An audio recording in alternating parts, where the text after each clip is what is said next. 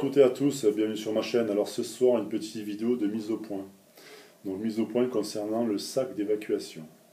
Alors je regarde effectivement beaucoup de vidéos sur YouTube et je me suis rendu compte que vous êtes beaucoup à avoir un sac d'évacuation.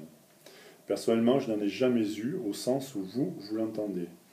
Pour moi à l'époque, quand j'étais à l'armée et que je rentrais donc à la vie civile, pendant quelques années, j'avais toujours l'habitude d'avoir un sac, un simple sac, c'était un simple sac à dos FM, dans lequel il y avait donc une paire de chaussures, il y avait une serviette, il y avait du rechange pour 2 jours, haut, bas, sous-vêtements, et il y avait tout simplement mes papiers, une copie de mes papiers d'identité.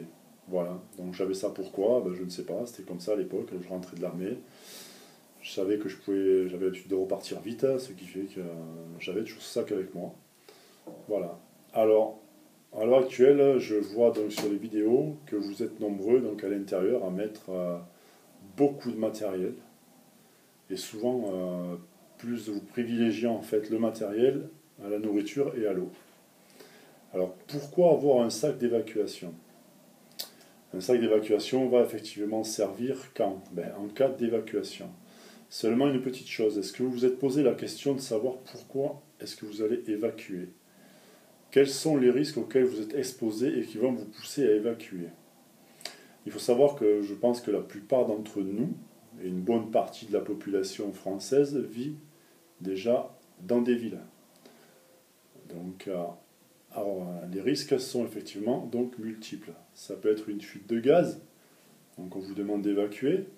Ça peut être comme par endroit c'est arrivé, donc des gens dont on trouve une bombe. Il faut évacuer, il faut quitter la maison, tout simplement, pendant tout le temps que les démineurs auront besoin pour faire le travail et neutraliser l'engin. Ça peut être simplement des inondations, où on vous demande d'évacuer. Donc, effectivement, avoir un sac d'évacuation, c'est une très bonne chose.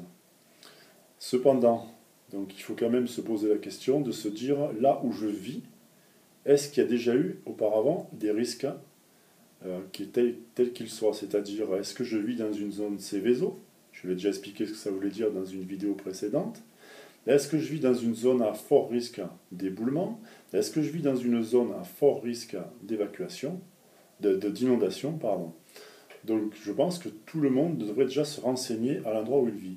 Moi, c'est ce que j'ai fait. Et je me suis aperçu qu'effectivement, à 300 mètres à vol d'oiseau, aux dernières inondations, il y avait 3 mètres d'eau. 3 mètres d'eau, ici, l'endroit où je vis, donc, n'a pas été inondé. Mais si ça avait été le cas, si ça avait été inondé, effectivement, il aurait fallu donc évacuer. Alors qu'est-ce que j'aurais emporté à ce moment-là? Je ne sais pas, tout dépend du temps dont j'aurais disposé. Alors quoi qu'il en soit, donc avoir un sac d'évacuation, je le répète, c'est une très bonne chose. Mais d'abord, avant d'évacuer votre maison, de préparer tout ça, il y a plein de choses auxquelles vous devez penser et dont je ne vous entends pas parler. Alors la première chose, c'est je vais évacuer ma maison, d'accord, c'est bien.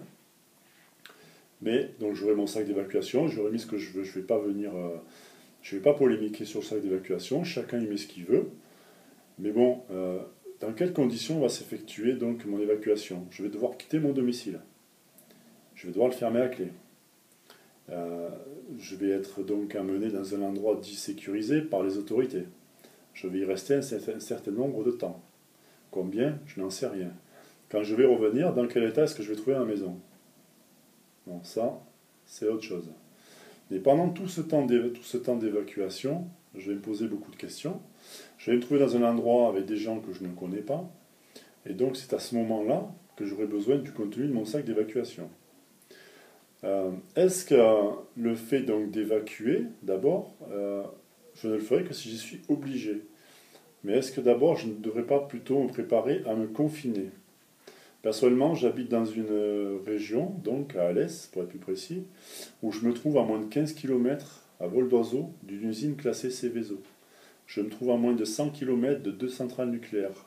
Je défie n'importe qui en France de me dire qu'il habite à moins de 150 à 200 km d'une centrale nucléaire.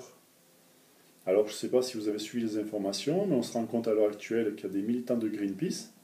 J'ai rien contre eux, au contraire, je respecte ce qu'ils font, je suis tout à fait d'accord avec eux, je partage souvent même leurs idées, qui réussissent en tant que simples civils à rentrer dans un site nucléaire. Ils sont restés il y a quelque temps de ça, plusieurs heures, voire quasiment une journée pour certains, cachés à l'intérieur. Ce sont des civils. Que se passerait-il si c'était des gens déterminés, bourrés d'explosifs ou je ne sais quoi d'autre? Donc à ce moment-là, effectivement, si ça pète, on serait amené à évacuer.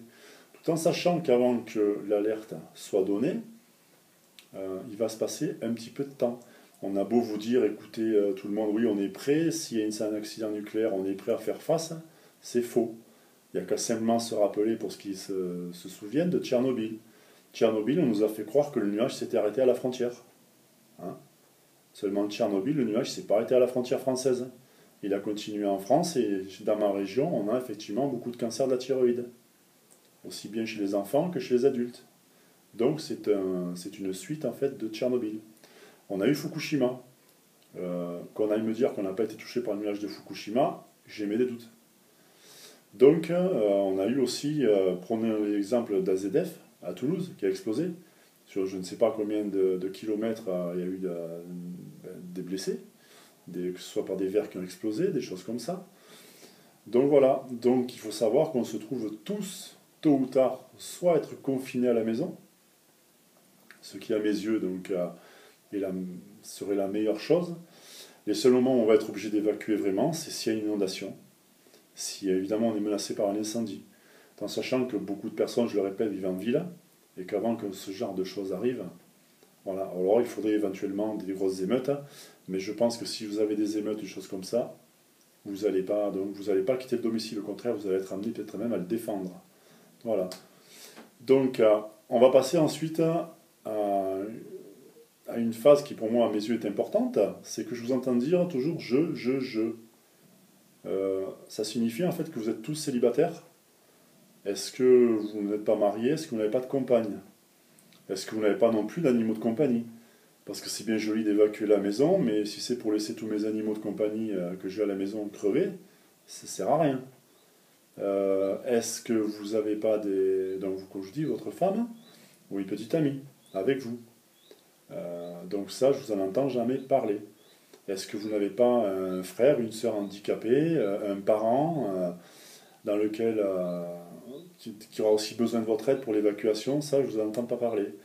Concernant l'évacuation, je vous entends toujours dire je prends mon sac à dos et je m'en vais. Vous partez comment? Vous partez à pied? Vous partez en voiture? Alors, effectivement, selon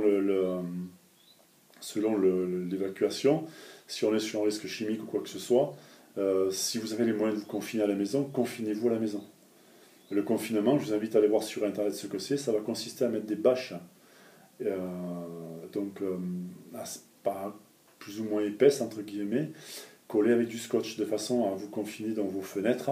La trappe du plafond, souvent que les gens oublient, les petites fenêtres, toutes ces choses-là. L'entrée des WC aussi. Hein, de boucher le trou, confiner le trou s'il y a un problème. Parce que ça peut remonter aussi par là. Voilà. Donc tout ça, je vous entends pas parler. Alors moi personnellement, je sais que si je dois évacuer, j'essaierai de partir en voiture. Et si je dois évacuer loin, j'essaierai d'évacuer le plus loin possible du danger. En sachant que si c'est un accident nucléaire, bactériologique ou chimique, j'aurais beau aller à l'autre bout de la France, si je me trouve dans le nuage ou quoi que ce soit à ce moment-là, il se passera malheureusement ce qui se passera. Voilà. J'ai pas les moyens financiers de m'équiper de combinaisons, de de masques et tout ça. Et je pense pas qu'on soit beaucoup à en avoir.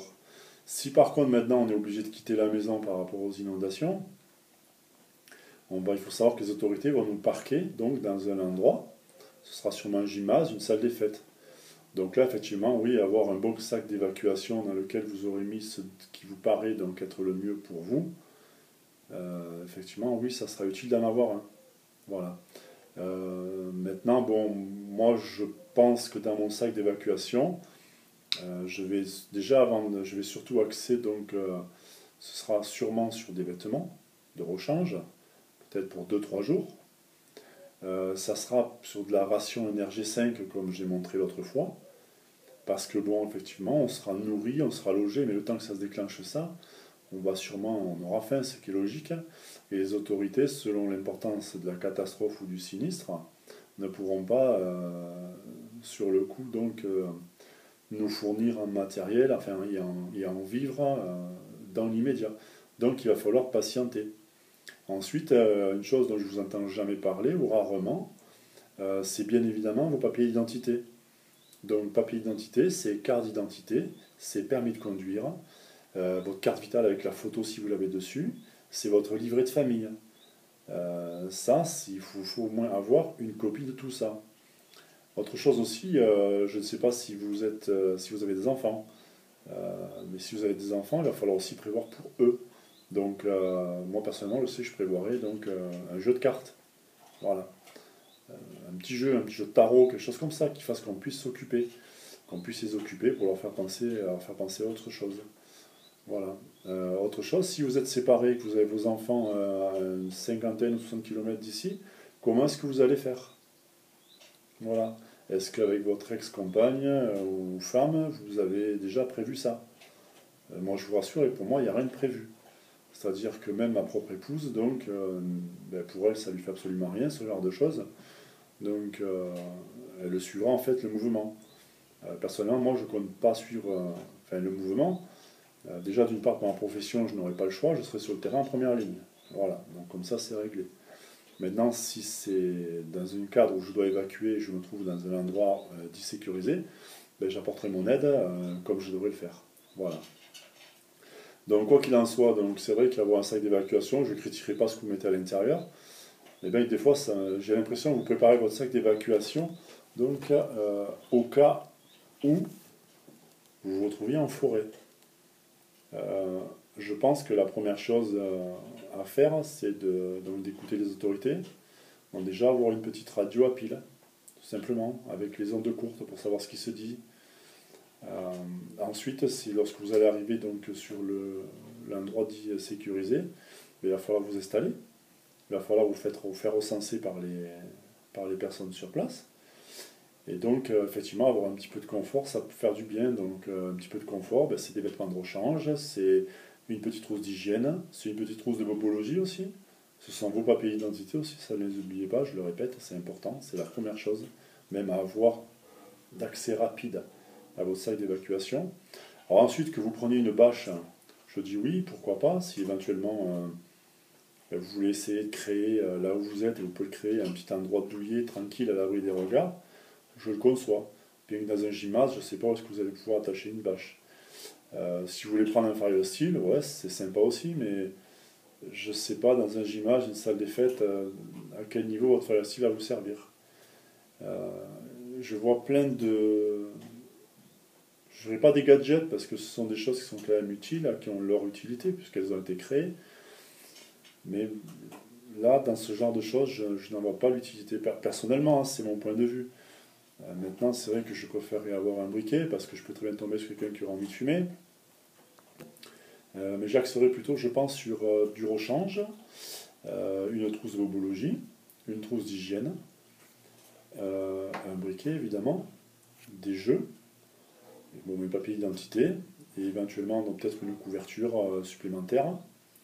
Voilà, donc en espérant que cette vidéo vous ait plu, et puis n'hésitez pas à me laisser un commentaire, parce que ça me ferait vraiment plaisir de savoir ce que vous en pensez.